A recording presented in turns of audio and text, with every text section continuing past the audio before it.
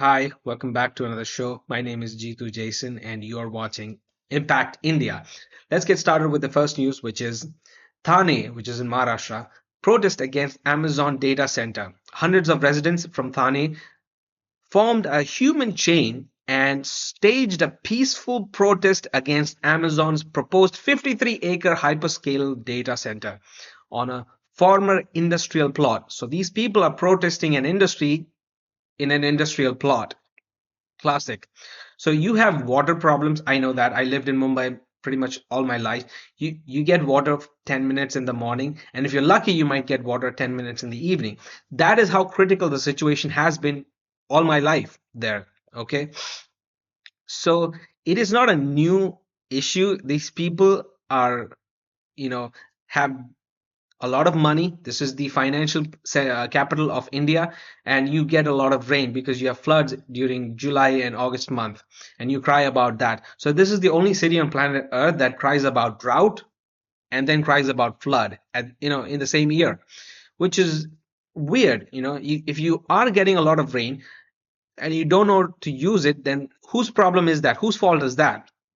It is not because you don't have water. There are cities on earth that are in deserts, like Gulf countries in Israel. They have to do desalination to get their water. They don't have water scarcity problem. They get 24 by 7 water there.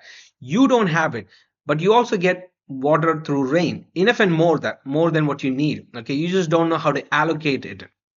So you have drought issues, you have flooding issues, and you have no shortage of money because you're the financial capital of India. So what who's to blame here exactly? It is the people of Mumbai. It's not the government, it's not the climate, it's not money. You have all of it. You just lack the intent. If you can form a human chain to block Amazon from starting a data center in Thane, then you can form a human chain to solve your water problems. Okay, this is not an issue that is natural. It is a man-made issue. You just don't want to allocate your water properly. That's why you're just pandering to yourself. You keep saying spirit of Mumbai, spirit of Mumbai. No, it's not.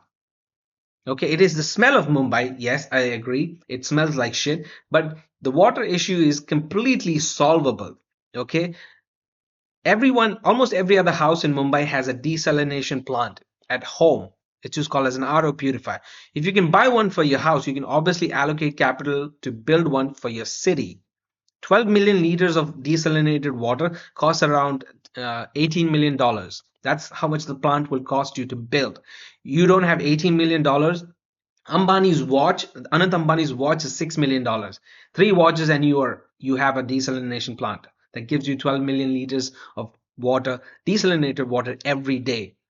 So don't tell me you don't have the money. Don't tell me you don't have the water. You have the water, you have the money, you just lack the intent. Okay, let's move on from this topic. This is super annoying. It's an easy problem to fix. You just don't want to fix it.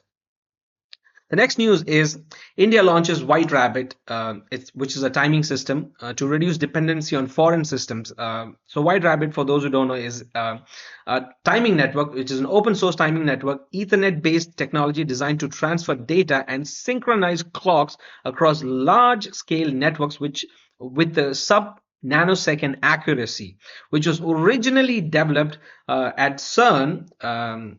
GSI Center to control particle accelerators. It is now widely used in industries requiring extreme time precision.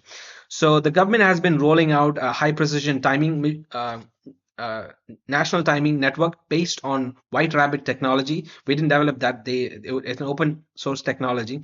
We're just implementing that now in 2026. So the critics say that uh, the cost, implementation, and whether India can handle maintaining such critical infrastructure independently is something of a question mark here. Can we handle this or not? Let's give it a try. What do we have to lose? Okay. I think it's not that complicated. I think we should be able to do it. But anyway, time will tell whether I'm right or wrong.